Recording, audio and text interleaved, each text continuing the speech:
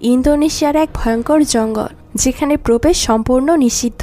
দিনের বেলাতেই যেখানে গা ছমছম করে, আর রাত নামলেই যেন নেমে আসে অজানা এক আতঙ্ক। কথিত আছে এই জঙ্গলে ঘুরে বেড়ায় এক হিংস্র নরখাদক, যার একমাত্র শিকার মানুষ।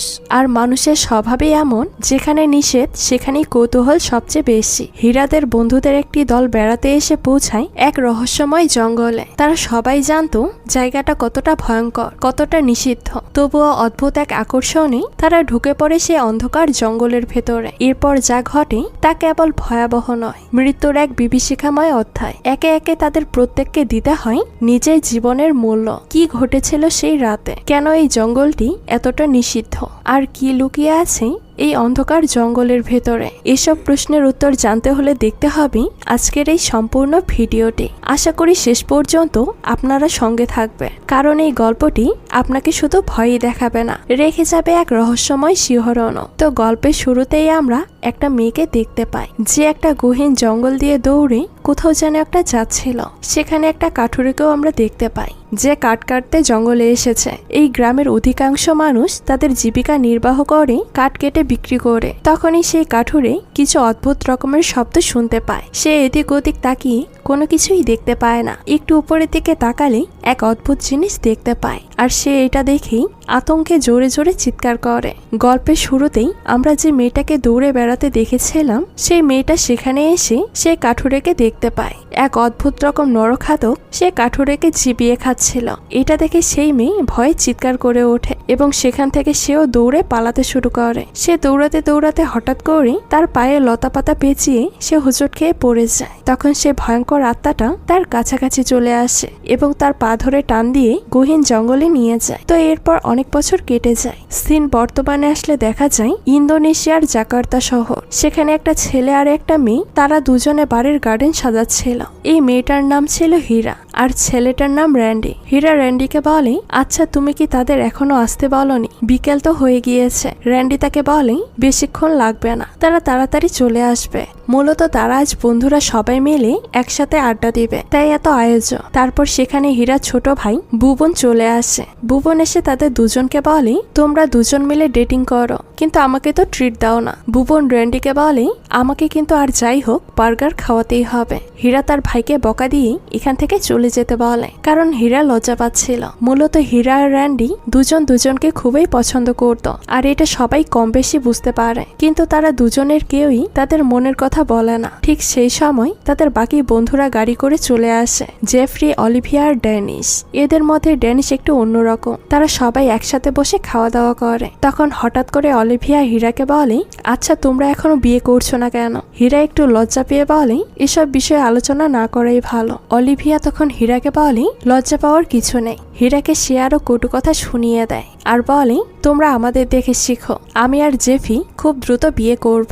এই আলোচনা থামানোর জন্য হীরা বলে, আমাদের বন্ধুত্বের 3 বছর হয়ে গিয়েছে, খুব শীঘ্রই তোমরা তোমাদের লাইফ নিয়ে সবাই ব্যস্ত হয়ে যাবে। হীরা সবাইকে বলে, চলো আমরা সবাই কোথাও থেকে একটা ঘুরে আসি। তখন অলিভিয়া জিজ্ঞেস করে কোথায় সে ঘুরতে যাবে। হীরা তাদেরকে বলে, আমরা দ্বীপে ঘুরতে যাব। ড্যানিশ তখন হীরার কথার সাথে একমত প্রকাশ করে, কিন্তু অলিভিয়া যেতে চায় না, কারণ সে ওখানে গেলে রোদে তার ত্বক নষ্ট হয়ে যাবে। এটা নিয়ে ড্যানিশ মুখ ভেঙিয়ে মজা নিচ্ছিল। র্যান্ডি হীরাকে বলে, আচ্ছা আমরা আসলে কোন দ্বীপে যাচ্ছি? হীরা বলে, আমরা ক্যালাবা দ্বীপে যাব। এটা শুনে সবাই একটু আতঙ্কিত হয়ে যায়। তখন জেফরি বলে, এটা বেশি বাড়াবাড়ি হয়ে যাচ্ছে, এই দ্বীপটা অনেক পুরনো, এখনো সেই দ্বীপ নিয়ে অনেক রহস্যজনক ঘটনা শোনা যায়, আমাদের ওখানে যাওয়া ঠিক হবে না। র্যান্ডি তখন হীরাকে বলে, আচ্ছা তুমি কি সত্যিই দ্বীপে যাবে? হীরা তাকে বলে, হ্যাঁ অবশ্যই, কারণ সেখানে আমার খালার বাড়ি, আমি ছোটবেলায় সেখানেই বড় হয়েছি, আমি সেখানেই থাকতাম। আর এত কিছু শোনার পরেও কি তোমরা এই সুযোগটা মিস করবে? এ কথা শুনে তখন সবাই সেই দ্বীপে যাওয়ার জন্য রাজি হয়, কিন্তু সবাই রাজি হলেও অলিভিয়া তখনও রাজি হয় না। তখন সবাই মিলে অলিভিয়াকে অনেক রিকোয়েস্ট করে সেই দ্বীপে যাওয়ার জন্য। তারপর এক পর্যায়ে সবার জড়াজড়িতে অলিভিয়াও রাজি হয়ে যায়। ফাইনালি কালকে সেই দ্বীপে যাওয়ার জন্য সবাই অনেক খুশি হয়। তো পরের দিন আমরা দেখতে পাই বোর্ডে করে তারা সেই দ্বীপে যাওয়ার উদ্দেশ্যে রওনা হয়। ড্যানিশ সেখানে পৌঁছাতেই বমি করতে থাকে। ঠিক ঠিক তখন অলিভিয়া ড্যানিশকে বলে, সেদিন তো আমাকে নিয়ে খুব মজা করছিলে, এখন তখন নিজের কেমন লাগে। তারপর ড্যানিশকে ওষুধ দেওয়া হয়। হীরা সবার উদ্দেশ্যে একটা কথা বলে যে তোমাদের জেনে রাখা উচিত এখানে যা ইচ্ছে তাই করতে পারবে না, আমাদের সবাইকে একসাথে মিলেমিশে থাকতে হবে। র্যান্ডি তখন বলে, আমিও শুনেছি এই দ্বীপটা খুব ভয়ঙ্কর, আমাদের সবাইকে সতর্কভাবে চলতে হবে। তারপর তারা ওখান থেকে গাড়ি করে হীরার খালার বাড়ির উদ্দেশ্যে রওনা হয়। তো তারা খালার বাড়ি পৌঁছাতেই দেখা যায় হীরার খালার হাজবেন্ড সে সবার দিকে তাকিয়েছিল। তাই অলিভিয়া বলে, আচ্ছা ওই লোকটা আমাদের দিকে এমন ভাবে তাকিয়ে আছে কেন? হীরা তখন বলে, অনেকদিন পর এসেছি তাই হয়তো আমাদের চিনতে পারছে না, কিন্তু তার খালুকে দেখে আমরা বুঝতে পারি সে খুবই রাগ হয়েছে তাদেরকে এখানে আসতে দেখে। কেন সে রাগ করছে তা আমরা কিছুক্ষণ পরেই জানতে পারবো। তো দরজার সামনে গিয়ে হীরা সালাম দিতেই দরজার উপাস থেকে সালামের উত্তর আসে। তো দরজা খুলতেই তার খালা হীরাকে দেখে বুকে জড়িয়ে ধরে। 15 থেকে 16 বছর তাদের সাথে কোনো দেখা সাক্ষাৎ হয় না। দুজনের মাঝে কথাবার্তা শেষ হলেই হীরার খালা তাদের থাকার ব্যবস্থা করে দেয়। তারপর সবাই একে একে তাদের পরিচয় দিয়েই ঘরের ভেতরে প্রবেশ করে। তো এরপর দেখা যায় রাত হয়ে গিয়েছে। হীরার খালা হীরার পছন্দের খাবার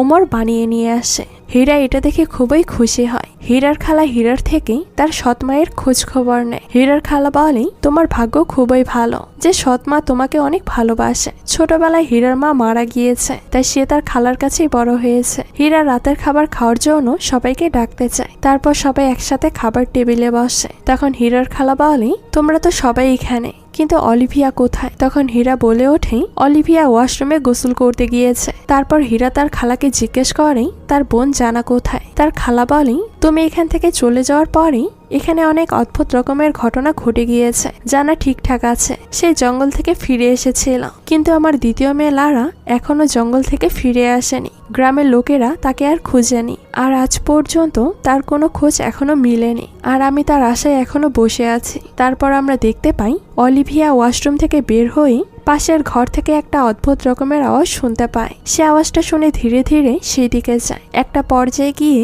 সে দরজাটা খুলতেই একটা চিৎকার দিয়ে ওঠে, আর এতে করে সবাই তার চিৎকার শুনে সঙ্গে সঙ্গে সেখানে দৌড়ে আসে। তারপর দেখা যায় সেই ঘরে একটা মেয়েকে দড়ি দিয়ে বেঁধে রাখা হয়েছে। তার শরীরে অনেক অদ্ভুত রকমের ক্ষতের চিহ্ন। সে অনেক ছোটাছুটি করে এই ঘর থেকে মুক্তি পাওয়ার জন্য। হীরার খালা গিয়ে তাকে শান্ত করার খুব চেষ্টা করে, আর এই মেয়েটির নামই হচ্ছে জানা। এই হলো হীরার খালার বড় মেয়ে। ঠিক সেই মুহূর্তে হীরার খালু সেখানে আসলেই জানা একটু শান্ত হয়। খালা তার মেয়ে জানার এই অবস্থা দেখে অনেক কান্নাকাটি করতে থাকে। অতীতের কোনো একটা ঘটনায় জানা মানসিকভাবে ভারসাম্য হারিয়ে ফেলেছে। তো যাই হোক, পরদিন সকালে দেখা যায় সব বন্ধুরা মিলে রেডি হচ্ছিল সেই দ্বীপটাতে যাওয়ার জন্য। হীরা তার খালাকে বলে, তুমি জানাকে কেন এইভাবে বেঁধে রেখেছ? ও কি প্রতি রাতে এমন করে? হীরার খালা বলে, ওকে ওরকম করে বেঁধে রাখা ছাড়া আমাদের আর কোনো উপায় নেই। আমরা খুব ভয়ে থাকি, কারণ সে প্রতি রাতেই খুব ছোটাছুটি করে। সেখানে র্যান্ডি বলে ওঠে, আপনারা তো তাকে ভালো চিকিৎসার মাধ্যমে সুস্থ করে তুলতে পারেন, এইভাবে তাকে বেঁধে রেখে আরো মানসিক টর্চার করার কি আছে? এইভাবে তাকে দিন দিন খুব কষ্ট পেতে হচ্ছে। এই কথা শুনে হীরার খালা খুব রেগে যায় আর বলে, তোমরা নতুন এই দ্বীপ সম্পর্কে কোনো কিছুই ভালোভাবে জানো না। গহীন এই জঙ্গল সম্পর্কে কোনো কিছু জানলে তোমরা এমনটা বলতে পারতে না। আমার মেয়ে মানসিক ভারসাম্য হারিয়ে ফেললেও সে তো বেঁচে আছে। ও যে জঙ্গল থেকে বেঁচে ফিরেছে এটাই অনেক বেশি। এতে আমরা অনেক খুশি হয়েছি। আমি আমার মেয়েকে হারাতে চাই না। হীরার খালার হঠাৎ এমন ব্যবহার করেই সে বুঝতে পারে তাদের সাথে এমন ব্যবহার করাটা তার উচিত হয়নি। তাই সে সবার কাছে মাপ চায় আর বলে, আমি হয়তো তোমাদের একটু বেশি কথা বলেছি। তোমাদেরকে বলি, ওই জঙ্গল থেকে তোমরা সাবধানে থেকো। আমি চাই না তোমরা ওই জঙ্গলে গিয়ে কোনো বিপদে পড়ো বা তোমাদের কোনো ক্ষতি হোক। হীরার খালা হীরাকে বলে, তোমরা যখন সমুদ্রে ওইদিকে যাবে তখন ভুলেও ওই পাশের জঙ্গলে যাবে না, তাহলে অনেক বড় বিপদ হতে পারে। তখন হীরা তার খালাকে বলে, আমরা সবকিছু বুঝতে পেরেছি, আমরা সবাই সাবধানে চলাফেরা করব। তারপর তারা সব বন্ধুরা মিলে ঘুরতে বেরিয়ে পড়ে। তারা হাঁটতে হাঁটতে অনেক দূরে চলে আসে, আর এতে করে ড্যানিশ ক্লান্ত হয়ে যায়। তারা হাঁটতে হাঁটতে সমুদ্রের ধারে চলে যায়। এদিকে তারা ঠিক সমুদ্রের কাছাকাছি চলে আসে। তারা সব বন্ধুরা এদিকে গেলেই হঠাৎ করে জেফরি সেখানে একটা মেয়েকে দেখতে পায়। মেয়েটা জঙ্গলের রাস্তার মাঝখানেই দাঁড়িয়েছিল, আর এই মেয়েটাকেই আমরা গল্পের শুরুতেই দেখেছিলাম। জেফরি এই মেয়ের পিছন পিছন পিছন যেতে শুরু করে। এদিকে দেখা যায় সব বন্ধুরা সমুদ্রের কাছে চলে গেলেই তারা হঠাৎ জেফ্রিকে দেখতে পায় না। জেফ্রির সব বন্ধুরা জেফ্রিকে জোরে জোরে ডাকতে শুরু করে, কিন্তু জেফ্রি শুধু সেই মেয়েটার পিছনেই যেতে থাকে। তখন সে মেয়েটা জঙ্গলের ভেতরের বেড়া পার করে ভেতরে চলে যায়, আর জেফ্রি বেড়ার ওপার থেকে মেয়েটাকে শুধু দেখতেই থাকে। আর আস্তে আস্তে সেই মেয়েটা গহীন জঙ্গলে হারিয়ে যায়। জেফ্রি ওই বেড়াটা পার করতে যাবে, ঠিক তখনই জানা এসে তার হাত ধরে তাকে বলে সে যেন কোনো মতেই বেড়াটা পার না করে। ঠিক তখনই তার বন্ধুরা তাকে খুঁজতে খুঁজতে সেই জায়গায় পৌঁছায়। তারা বুঝে উঠতে পারে না জানা এখানে কেন এসেছে। জেফ্রি বলে আমি কিছুই জানি না জানা কিভাবে এখানে এসেছে। তো যাই হোক, অলিভিয়া সবাইকে বলে এই জায়গাটা তো খুব সুন্দর, এখানে কিছু সুন্দর সুন্দর ভিডিও ছবি তুলে সোশ্যাল মিডিয়ায় আপলোড করলে ভিউ ভালো হবে। সেখানে অলিভিয়ার হাত ধরে বসে জেফ্রি বলে অলিভিয়া ওই বেড়াটা পার করো না, আমার কোনো কিছু ভালো লাগছে না। অলিভিয়া বলে ওঠে আরে এত ভয় পাওয়ার কি আছে, চলো বেড়াটার ওই পাশে যাই। তখন অলিভিয়া কারো কথা না শুনে ড্যানিশকে নিয়ে সে বেড়াটা পার করে ওই জঙ্গলের ভেতরে চলে যায়। এইদিকে হীরা, র্যান্ডি আর জেফ্রির এই বিষয়টা তেমন একটা ভালো লাগে না। ড্যানিশ আর অলিভিয়া জঙ্গলের গহীনে ঢুকতে থাকে ভালো ছবি এবং ভিডিও করার নেশায়। মূলত এই বেড়াটাই ছিল সেই গহীন জঙ্গলের ভয়ানক শুরুর রাস্তা।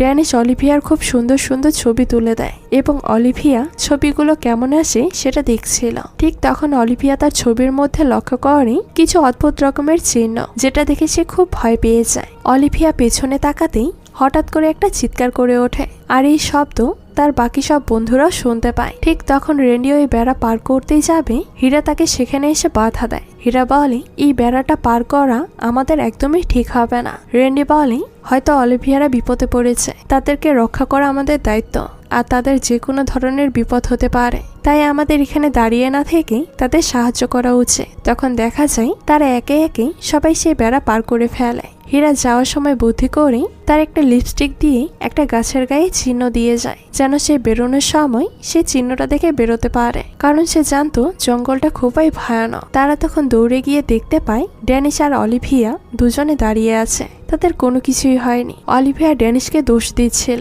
সে নাকি দুষ্টুমি করে তাকে ভয় দেখাচ্ছিল, আর সেই কারণেই অলিভিয়া চিৎকার করে উঠেছে। তখন সবাই ড্যানিশকে বকাবকি করে এবং ড্যানিশকে বলে এই পরিবেশে মোটেও মজা করে ঠিক হয়নি। তারপর তারা সিদ্ধান্ত নেয় আজকের মতো তাদের ঘোরাঘুরি শেষ করে বাড়িতে ফিরে যেতে হবে, কারণ ধীরে ধীরে রাত হতে শুরু করেছে। কিন্তু এখানে ঘটে যায় এক ভয়ানক ঘটনা। তারা এতক্ষণ ধরে হাঁটার পরেও বারবার ঘুরে ফিরে সে একই রাস্তায় এসে পৌঁছাচ্ছে। হীরা তখন বলে এই গাছটাতে আমি লিপস্টিক দিয়ে মার্ক করে রেখেছিলাম, কিন্তু সে মার্কটাও উধাও হয়ে গিয়েছে। তারা কেউই হীরার কথায় গুরুত্ব দেয় না। তারা আবারও হাঁটতে শুরু করে, আর ঠিক আস্তে আস্তে সন্ধ্যা নামতে শুরু হয়। আর গহীন জঙ্গলে সন্ধ্যা মানে রাতের আভাস।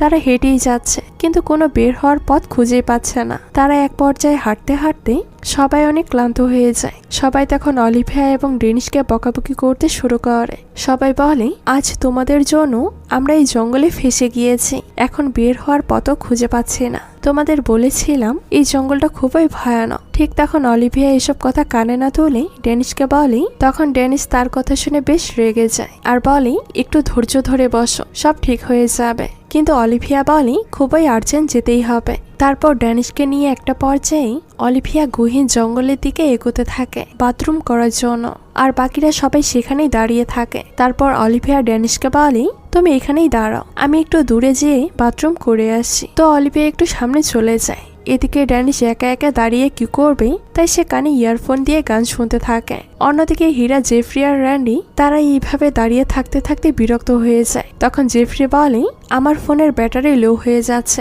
দেখা যায় প্রায় সবার ফোনের ব্যাটারি শেষের দিকে। এদিকে অলিভিয়া তার কাজ করার সময় তার কানে কিছু অদ্ভুত আওয়াজ আসে। সে ভয় পেয়ে জোরে জোরে ড্যানিশকে ডাকতে থাকে, কিন্তু অলিভিয়া ড্যানিশের কোনো সারা শব্দই পাচ্ছিল না। আসলে ড্যানিশ কানে ইয়ারফোন দিয়ে গান শুনছিল, তাই সে কোনো কিছুই শুনতে পায়নি। অন্যদিকে অলিভিয়ার পেছনে কেউ একটা হামাগুড়ি দিয়ে তার দিকে এগিয়ে আসছে। অলিভিয়া পেছনে তাকাতেই দেখে সে ভয়ঙ্কর নরঘাতক শয়তান তার সামনে চলে আসে। এটা দেখে অলিভিয়া নিচে পড়ে যায়, আর সেই ভয়ঙ্কর শয়তানটা অলিভিয়ার পা টেনে গহীন জঙ্গলে টেনে নিয়ে যায়। এদিকে ড্যানিশ কোনো কিছুই টের পায়নি। তো এর কিছুক্ষণ পর ড্যানিশের মাথায় আসে অলিভিয়া এত সময় নিচ্ছে কেন। তারপর সে পিছনে ঘুরতেই দেখে অলিভিয়া সেখানে নেই। জোরে জোরে অলিভিয়াকে সে ডাকতে শুরু করে, কিন্তু অলিভিয়ার ডাক শোনে না। অলিভিয়াকে একটু সামনে গিয়ে খুঁজতে শুরু করে, কিন্তু সে কোথাও অলিভিয়াকে আর খুঁজেই পায় না। একটা পর্যায়ে ড্যানিশ হীরা, র্যান্ডি ও জেফিকে জোরে জোরে ডাকতে শুরু করে, কিন্তু তার ডাক কেউই শুনতে পায় না, কারণ সবাই দূরে ছিল। এক পর্যায়ে তারা খুব বিরক্ত ফিল করে। জেফি, র্যান্ডি ও হীরা তিনজন মিলে তাদের দুজনকে খুঁজতে শুরু করে। এক পর্যায়ে ড্যানিশকে খুঁজতে খুঁজতেই তারা সামনে গিয়ে দেখে ড্যানিশ একা দাঁড়িয়ে আছে, কিন্তু সেখানে অলিভিয়া নেই। জেফরি বলে, অলিভিয়া কোথায়? তখন ড্যানিশ বলে, আমি কোনো কিছুই জানি না। এ কথা শুনে জেফরি অনেক রেগে যায়, কারণ অলিভিয়াকে জেফরি খুবই পছন্দ করত। ড্যানিশ বলে, সে আমার পাশেই ছিল, কিন্তু হঠাৎ করে আমি তাকে খুঁজে পাচ্ছি না। তারপর জেফরি অলিভিয়াকে খুঁজতে খুঁজতে জঙ্গলের মধ্যে একাই এগিয়ে যায়। হীরা, র্যান্ডি, ড্যানিশ সবাই তাকে নিষেধ করলেও সে কারো কোনো কথাই শোনে না। সে গহীন জঙ্গলের মধ্যে এগোতে থাকে এবং জোরে জোরে অলিভিয়াকে ডাকতে থাকে। এক পর্যায়ে জেফরির ফোনের ব্যাটারি শেষ হয়ে গেলে ফোনটাই বন্ধ হয়ে যায়। তারপর সে কি করবে, আরো জোরে জোরে অলিভিয়াকে ডাকতে শুরু করে। এরপর জঙ্গলের রাস্তায় অলিভিয়ার ফোন পড়ে থাকতে দেখে। তারপর সে দেখতে পায় অলিভিয়া তার সামনেই দাঁড়িয়ে আছে। জেফরি বলে, তোমাকে কখন থেকে খুঁজছি, তুমি এতক্ষণ কোথায় ছিলে? তুমি এখানে একা একা কি করছো?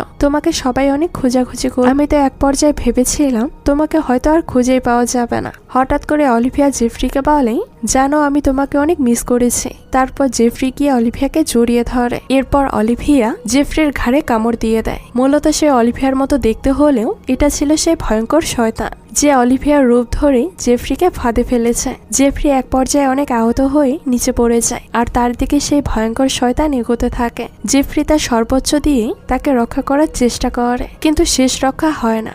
সে শয়তান তাকে খেয়ে ফেলে। অন্যদিকে র্যান্ডি, হীরা ও ড্যানিশ অলিভিয়া জেফরিকে খুঁজে বেড়ায়। ঠিক তখন তারা একটা মানুষের চিৎকারের আওয়াজ শুনতে পায়, আর সেই শব্দ শুনি তারা সেই দিকে দৌড়াতে থাকে। তারা যখন দৌড়ে যেতে থাকে, তাদের মাঝ থেকে ড্যানিশ হঠাৎ করে একা হয়ে যায়। র্যান্ডি আর হীরা সামনে গিয়ে দেখে ড্যানিশ তাদের সাথে নেই। তারা আরো চিন্তিত হয়ে পড়ে যে ড্যানিশ কোথায় গিয়েছে। এখন তারা দুজন কাকে খুঁজবে সেটাই তারা বুঝে উঠতে পারে না। এদিকে দেখা যায় ড্যানিশ যখন একা একা দাঁড়িয়েছিল, তখন সে হঠাৎ কিছু শব্দ শুনতে পায়, আর সেই শব্দ ফলো করতে করতে ড্যানিশ সামনে এগিয়ে যায়। আর সে সামনে গিয়ে দেখতে পায় তার বন্ধু জেফরিকে সেই ভয়ঙ্কর শয়তান খাচ্ছে। আর এটা দেখে ড্যানিশ খুবই ভয় পেয়ে যায়। তখন ড্যানিশ সেখান থেকে দৌড়ে পালাতে যায়, আর দৌড়ানোর সময় পায়ে একটা লতা পাতা পেঁচিয়ে ড্যানিশ সেখানেই হোঁচট খেয়ে পড়ে যায়। সেখান থেকে সে আর পালাতে পারে না, আর সে ভয়ঙ্কর শয়তান ড্যানিশকে পা ধরে গহীন জঙ্গলে টেনে নিয়ে যায়। এদিকে র্যান্ডি এবার সবাইকে হারিয়ে হীরাকে অনেক বেশি কথা বলতে থাকে। সে বলে, আজ তোমার জন্য এত কিছু হয়েছে, তুমি আমাদের এখানে আসার কথা না বললে এমন কোনো কিছুই ঘটতো না। হীরা তখন বলে ওঠে, এখন তো সব দোষ আমার। তোমাদের তো আমি আগেই বলেছিলাম যে ওই বেড়াটা পার করো না, তোমরা তো কেউই আমার কথা শুনলে না। তারপর আমিও বাধ্য হয়ে এক পর্যায়ে বেড়াটা পার করে ফেলি। তোমরা না আসলে আমি তোমাদের জোর করে আনতে পারতাম না। তোমরা তো নিজের ইচ্ছেই এখানে এসেছো। এভাবে তাদের ভেতরে অনেক ঝগড়া হতে থাকে। একটা পর্যায়ে র্যান্ডি হীরার উপর রাগ করে একা একাই গহীন জঙ্গলে তার বাকি বন্ধুদের খুঁজতে শুরু করে। হীরা তাকে বাধা দেওয়ার চেষ্টা করে। হীরা বারবার র্যান্ডিকে বোঝায়, যা হবার হয়ে গিয়েছে, এখন আমাদের এখান থেকে বেঁচে ফিরতে হবে। এই জঙ্গলের গহীনে আমাদের আর যাওয়া ঠিক হবে না। এসব কিছু শুনে র্যান্ডি আরো বেশি রেগে যায়, আর বলতে থাকে, তুমি এতটা স্বার্থপর আমি এটা কখনোই বুঝতে পারিনি। এদিকে ওদের খুঁজে পাওয়া যাচ্ছে না, আর তুমি বলছো আমরা জানি বেঁচে ফিরি। ওরা জীবিত হোক বা মৃত হোক, ওদের লাশটা তো অন্তত বের করা উচিত, এটা আমাদের কর্তব্য। এই কথা বলে র্যান্ডি একাই সামনের দিকে এগোতে থাকে। হঠাৎ করে র্যান্ডির সামনে দিয়ে সেই সাদা কাপড় পরা মেয়েটা চলে যায়। সে এক জায়গায় দাঁড়ায় এবং তার চোখ ঘুরিয়ে র্যান্ডির দিকে তাকিয়ে বলে, তাড়াতাড়ি দৌড়াও। এতে র্যান্ডি খুব ভয় পেয়ে যায়। র্যান্ডি পেছনে ঘুরতেই দেখতে পায় তার পিছনেই সে ভয়ঙ্কর শয়তান দাঁড়িয়ে আছে। সে পিছন দিকে যেতে থাকে। হঠাৎ করে একটা গাছের ডালে হোঁচট খেয়ে সেখানেই সে পড়ে যায়, আর সে সেখান থেকে নিজেকে উদ্ধার করতে পারে না। এদিকে সে ভয়ঙ্কর শয়তান তার দিকে এগিয়ে আসে। র্যান্ডি খুব চেষ্টা করে নিজেকে বাঁচানোর জন্য, কিন্তু ততক্ষণে র্যান্ডি অনেক ক্লান্ত হয়ে যায়। আর ঠিক তখনই সেই ভয়ঙ্কর শয়তান তার উপরে অ্যাটাক করে দেয়। এবার তার সব বন্ধুদের মধ্যে বেঁচে ছিল শুধু হীরা। আর হীরা একে একে গহীন জঙ্গল থেকে বের হতে সামনে দেখতে পায় সেই ভয়ঙ্কর শয়তানটা তার বন্ধুদেরকে একে একে মেরে গাছে ঝুলিয়ে রেখেছে। আর এটা দেখে হীরা অনেক জোরে চিৎকার করে ওঠে। এক পর্যায়ে সে বুঝে গিয়েছিল সে আর কাউকে বাঁচাতে পারবে, তাকে নিজেকেই বাঁচিয়ে জঙ্গল থেকে বের হতে হবে। তারপর সে সামনে এগোতেই দেখতে পায় তার প্রিয় মানুষটা রেন্ডির দেহ ছিন্ন বিচ্ছিন্ন করে ফেলেছিল সেই ভয়ঙ্কর শয়তানটা। তারপর এক পর্যায়ে হীরাকে সেই ভয়ঙ্কর শয়তানটা অ্যাটাক করে, আর সেটা দেখে হীরা অনেক জোরে দৌড়াতে গিয়ে সেও হোঁচট খেয়ে একটা পর্যায়ে পড়ে যায়। আর সে পড়ে গিয়ে দেখতে পায় তার সামনে একটা মৃত মানুষের কঙ্কাল, এবং সেই কঙ্কালের গায়ে সাদা একটা জামা পরা। এটা দেখে তার আর বুঝতে বাকি থাকে না এটাই হচ্ছে তার খালার মেয়ে, যার নাম লারা, যে কিনা অনেক বছর আগে জঙ্গলে এসে উধাও হয়ে গিয়েছিল। আর তার খালা দিনের পর দিন অপেক্ষা করছে তার মেয়ে কবে বাড়ি ফিরে আসবে, কিন্তু তার মেয়ে তো মারা গিয়েছে। হীরা সেই কঙ্কালটাকে জড়িয়ে ধরে কাঁদতে শুরু করে। তারপর দেখা যায় হীরার দিকে সে ভয়ঙ্কর শয়তানটা এগিয়ে আসছিল। দেখতে দেখতে হীরার উপর সে অ্যাটাক করে দেয়। একটা পর্যায়ে হীরা কিছুই বুঝতে পারছিল না সে তার হাত থেকে কিভাবে রক্ষা পাবে। সে হঠাৎ করেই তার পকেটে হাত দিতেই একটা গ্যাস লাইট দেখতে পায়, আর সেটা জ্বালাতেই দেখা যায় সেই শয়তানটা তার থেকে দূরে চলে যায়। এটা দেখে হীরা কোনো মতেই তার কাছ থেকে বেঁচে গিয়ে দৌড়াতে শুরু করে, কিন্তু এই গহীন জঙ্গল থেকে বের হওয়ার কোনো রাস্তা সে দেখতে পায় না। তখন হীরা একটা বড় গাছের নিচে এসে আশ্রয় নেয়, এবং সে গাছের নিচে বসে বসে ভাবতে থাকে এই শয়তানটা তার সব বন্ধুদেরকে মেরে ফেলেছে, সে কি শয়তানের হাত থেকে নিজে বাঁচতে পারবে। সে একটা গ্যাস লাইট ধরিয়ে এসব কথা ভাবতে থাকে। এক পর্যায়ে দেখা যায় গাছের উপর থেকে 2-3 ফোঁটা রক্ত তার মুখের উপরে পড়ে। সে যখন উপরের দিকে তাকায় তখন দেখতে পায় গাছের উঁচু ডালে সে শয়তান বসে আছে। এই শয়তান হীরার কাছে আসতে পারছিল না, কারণ হীরার কাছে গ্যাস লাইট ছিল। সে ভয়ে গাছের উপরেই বসেছিল। এসব দেখে হীরা একটা খাদের মধ্যে পড়ে যায়, আর সে পড়েই জ্ঞান হারিয়ে ফেলে। তারপর আমরা ফ্ল্যাশব্যাকে দেখতে পাই হীরা আর তার খালার 2 মেয়ে লারা আর যারা মিলে তারা সেই জঙ্গলে খেলা করছিল। হীরা তার বোন লারাকে বলছিল আমি এই গাছটার পিছনে লুকাবো, কিন্তু লারা খুব জেদ ধরে যে সে এই জঙ্গলের ভেতর গিয়ে লুকাবে, তাহলে তার বোন তাকে কোথাও খুঁজে পাবে না। হীরা তাকে অনেক বাধা দেওয়ার চেষ্টা করে, কিন্তু তার কোনো বাধাই কোনো কাজ হয় না। সে ওই ভয়ঙ্কর বেড়া অতিক্রম করে সামনের দিকে এগোতে থাকে। সে সেই গহীন জঙ্গলের ভেতরে চলে যায়, আর সেই বেড়ার উপারে হীরা দাঁড়িয়েছিল। তারপর জানা যখন তাদেরকে খুঁজতে আসে সর্বপ্রথম সে হীরাকেই দেখতে পায়। তারপর জানা হীরাকে বলে লারা কোথায় গিয়েছে। হীরা বলে সে ওই জঙ্গলের ভেতরে গিয়েছে। এ কথা শুনে সে অনেক ভয় পেয়ে যায়। তারপর সেও সে বেড়া পার করে গহীন জঙ্গলের দিকে যেতে শুরু করে তার বোনকে ফিরিয়ে আনার জন্য। আর তারপর আস্তে আস্তে রাত হয়ে যায়, কিন্তু তাদের 2 বোন কেউই ফিরে আসছিল না। আর এইদিকে হীরা তাদের আশায় সেখানেই দাঁড়িয়েছিল। তারপর দেখা যায় হীরার খালু সেখানে একটা মশাল জ্বালিয়ে সেখানে এসে হাজির হয়েছে। লারা আর জানা তাদের 2 বোনের বিষয়ে হীরার কাছে জানতে চাইলে হীরা বলে তারা দুজনেই জঙ্গলের ভেতরে গিয়েছে। একথা শুনে খালু অনেক ভয় পেয়ে যায়, কারণ তার খালু জানতো এটা খুব ভয়ঙ্কর জায়গা। তখন সে আর কোনো উপায় না পেয়ে হীরাকে বলে এখান থেকে তুমি আর কোথাও যাবে না, আমি যতক্ষণ না আসবো তুমি এখানেই দাঁড়িয়ে থাকবে। তারপর হীরাকে তার খালু একটা গ্যাস লাইট দিয়ে সে বেড়া পার হয় তার মেয়েদেরকে খুঁজতে। সে জঙ্গলের মধ্যে ঢুকতেই দেখতে পায় জানাকে সে ভয়ঙ্কর শয়তান অ্যাটাক করেছে। হীরার খালুর কাছে যেহেতু মশাল ছিল তাই সেই শয়তানটা ভয়ে সেখান থেকে পালিয়ে যায়। এইদিকে লারার কোনো খোঁজ পাওয়া যায় না। তারপর হীরার খালু হীরা এবং জানাকে নিয়ে সেই জঙ্গল থেকে বেরিয়ে আসে। তারপর থেকেই মূলত জানা মানসিকভাবে ভেঙে পড়ে। আর এইদিকে আমরা ঘটনা শুরুতেই দেখতে পেয়েছিলাম লারাকে সেই ভয়ঙ্কর শয়তান খেয়ে ফেলে। তো সিন বর্তমানে আসলে দেখা যায় হীরার মাথার কাছে লারার আত্মা এসে বসে হীরাকে ডাকতে থাকে। দেখা যায় সেখানে হীরা কোনো কথার ডাক শুনছিল না। এক পর্যায়ে হীরার জ্ঞান ফিরতেই সে শুধু চোখ মেলে সবকিছু দেখতে থাকে। তারপর লারা হীরাকে বলে চলো আমি তোমাকে এই জঙ্গল থেকে বের হওয়ার রাস্তা দেখিয়ে দিচ্ছি। তারপর সে রাস্তা দিয়ে জঙ্গল থেকে বেরিয়ে আসে। তারপর লারা হীরাকে বিদায় জানিয়ে বলে তোমাকে অনেক অনেক ধন্যবাদ, কারণ তুমি একমাত্র আমাকে খুঁজতে এসেছিলে। এবার আমি শান্তিতে থাকতে পারবো। হীরা ভাবে যে সে বেঁচে গিয়েছে, তার সব বাকি বন্ধুরা মারা গিয়েছে। সবশেষে গল্পের এখানে একটা টুইস্ট রিভিল হয়। সে তার এই আহত শরীর নিয়ে তার খালার বাড়িতে যায় এবং গিয়ে দেখতে পায় কেউ একজন মারা গিয়েছে। তার খালা অনেক কান্নাকাটি করছে। সবাই এক জায়গায় বসে কোরআন তেলাওয়াত করছে। হীরা এদিকে ভয়ে ভয়ে বাড়ির ভেতরে ঢুকেই দেখতে পায় খাটিয়ায় যে শুয়ে আছে সেটা আর কেউ নয়, বরং সে নিজেই। আর তার মানে হীরাই মারা গিয়েছে। এটা দেখে সে অঝরে কাঁদতে থাকে। তারপর ধীরে ধীরে সে বাতাসের সাথে মিলিয়ে যায়। আর এই দৃশ্যটির মধ্য দিয়েই এই মুভিটা এখানেই শেষ হয়ে যায়। তো আজকের এই মুভিটা আপনাদের কাছে কেমন লেগেছে সেটা কিন্তু অবশ্যই কমেন্ট করে জানাবেন। আজকে এই পর্যন্তই, দেখা হচ্ছে নতুন কোনো ভিডিওতে। সেই পর্যন্ত সবাই ভালো থাকবেন। আল্লাহ হাফেজ।